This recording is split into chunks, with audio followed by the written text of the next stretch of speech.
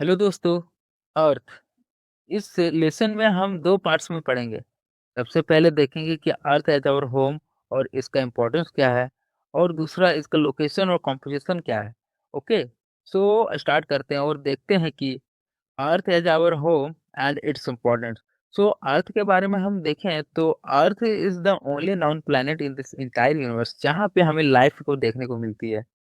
इसका मतलब ये नहीं कि किसी और प्लैनेट में लाइफ तो हो नहीं सकता है, पर इसका मतलब ये हुआ कि अभी तक हमें किसी और प्लैनेट में लाइफ मिला नहीं है, जैसा कि हमें अर्थ में देखने को मिल रहा है। ओके, सो इस वजह से अर्थ एक I can say that earth एक हैबिटेबल प्लैनेट है और ये इनहेबिलिटी अर्थ को आती कहाँ से है?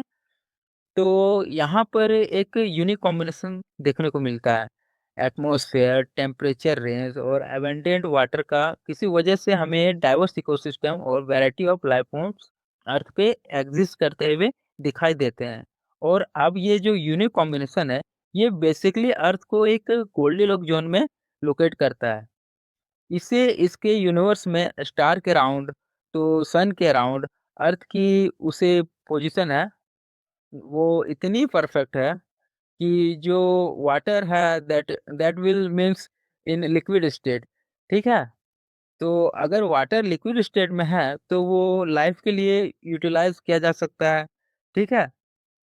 तो यहाँ पे एटमॉस्फेयर भी है, टेम्परेचर रेंज भी है और वाटर भी है, सफिशिएंट है। इस वजह से अर्थ गोल्डीलॉक ज़ोन में लोकेट कर होता है।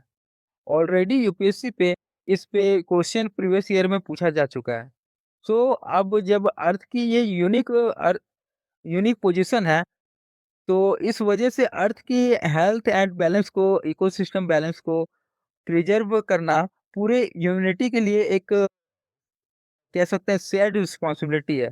और इस प्लेनेट की और यहाँ की इनहेबिटेंट्स की, ह्यूमन की और अदर्स लाइफ फॉर्म्स की अगर हम वेल-बीइंग चाहिए, तो हमें सस्टेनेबल डेवलपमेंट के कॉन्सेप्ट को एम्ब्रेस करना पड़ेगा।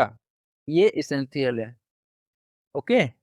क्योंकि अभी के टाइम में climate change and global warming और जो लॉस ऑफ स्पेसीज है, मास एग्जिस्टेशन इवेंट्स जो हो रहे हैं, उसी के उन्हीं की वजह से अर्थ की जो इकोसिस्टम है अनबैलेंस्ड हो चुकी है। वी कैन से दैट मतलब बिगड़ चुका है। इसीलिए ये बहुत ही इम्पोर्टेंट है। आप जैसे कि देख सकते हो अपने दिल्ली में काफ़ी बहुत पॉल्यूशन है। वहाँ पे rain seeding recently rain seeding के चर्चे हो रहे थे। रेन सीडिंग करवाया जा रहा था वहाँ पे। तो बच्चों ये मतलब सस्टेनेबल डेवलपमेंट बहुत ज़रूरी है। हमें पॉल्यूशन को बहुत कंट्रोल करना चाहिए। इंडिया में अभी तो रिसेंटली काफ़ी पॉल्यूशन बढ़ते हुए जा रहा है। तो नेक्स्ट हम समझते हैं कि अर्थ का जो लोकेशन है एंड कंपोजिशन है, वो क्या है इस यूनिवर्स में। तो earth is the third planet from the sun in our solar system. Okay, so sun के अराउंड मल्टीपल प्लैनेट्स है, जिसमें कि अर्थ में जो है वो थर्ड थर्ड लोकेशन पे है। मतलब अर्थ की क्लोजेस्ट मरकरी है और उसके बाद वेनस आता है एंड देन थर्ड नंबर पे अर्थ आता है। अर्थ के बियॉन्ड मार्स आता है। तो इसका मतलब ये हुआ कि अर्थ की जो लोकेशन है वो सोलर सिस्टम में वेनस और मार्स के बीच में है। ओके, और earth is the only known celestial body to support life. Okay, so earth पे ही लाइफ है। यू ऑलरेडी हम डिस्कस कर चुके हैं। और अगर हम अर्थ की कंपोजिशन की बात करें तो earth rock fragmentation, gases, dust, particles और मिनरल्स इन सभी से मिलकर बना हुआ है। Okay, so over the billions of years earth के फॉर्मेशन में ग्रेविटेशनल फोर्सेस के इफेक्ट की वजह से ये सभी गैसेस, फ्रेगमेंट्स, डस्ट पार्टिकल्स और मिनरल्स एक दूसरे में कोलाइड होकर अर्थ का अर्थ का प्रेजेंट स्ट्रक्चर बनाया। ओके, ये हम मैंने पिछले सेशन में डिस्कस कर चुका था। मैंने बिग बैंग थ्योरी के बारे में आप लोग को बताया था।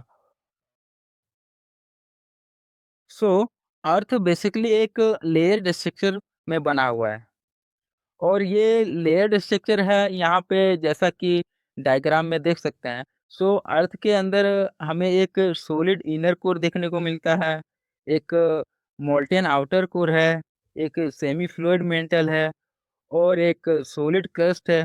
तो जैसा कि इस डायग्राम डायग्राम में देख सकते हैं, जो अर्थ के सबसे बाहर सरफेस है, ओके?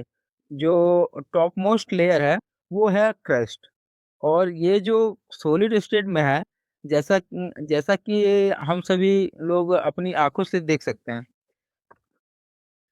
इसी इसी क्रस्ट के ऊपर सारा एग्रीकल्चर होता है, सारा इंफ्रास्ट्रक्चर डेवलप होते हैं। क्रस्ट के डायरेक्टली नीचे हमें मेंटल देखने को मिलता है, जो एक सेमी फ्लूइड कंडीशन में होता है। अब मेंटल के नीचे हमें कोर देखने को मिलता है और इस कोर कोर को 2 पार्ट में डिवाइड किया गया है, आउटर कोर और इनर कोर, ओके? तो बेसिकली हम इस चीज़ को भी आगे आने वाले सेशंस में डिस्कस करेंगे, क्यों क्यों सेमी सॉलिड होता है, क्यों सॉलिड होता है।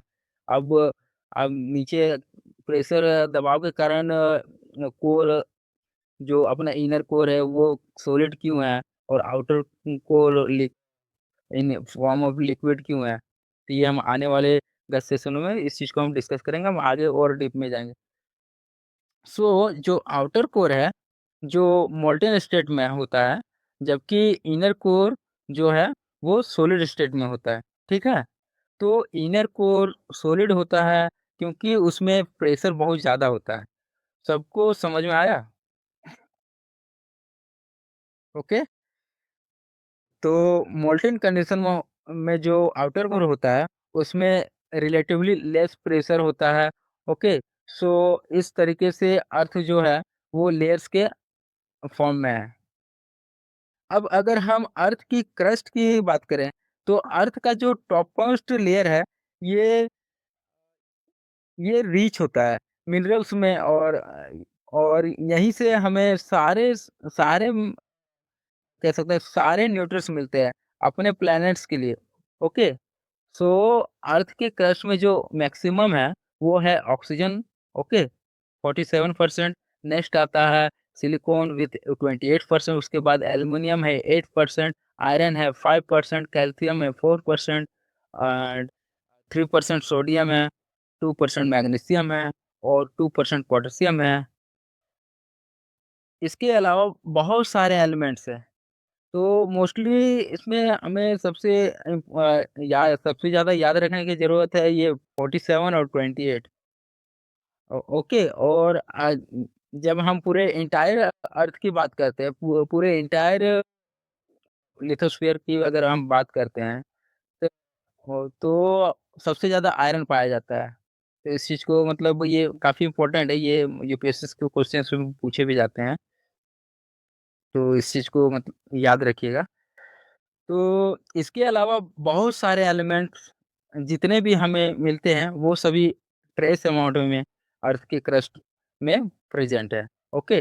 तो जैसे कि गोल्ड है, सिल्वर है, कॉपर है, यूरेनियम है, ये सभी के सभी एलिमेंट्स जो है अर्थ के क्रस्ट में हमें मिलते हैं। तो इस तरीके से अर्थ के लोकेशन एंड कंपोज़िशन को हमने इस लेसन में समझा। तो दोस्तों आज के लिए इतना ही। आने वाले नेक्स्ट सेशंस में हम और भी डीप में जाने जाने का कोशिश करेंगे। अगर किसी प्रकार का आपकी कोई भी क्वेरी हो या डाउट हो, वो मुझे कमेंट बॉक्स में मेंशन कर सकते हैं। मैं ज़रूर आपकी क्वेरी और डाउट्स को क्लियर करूँगा। Thank you.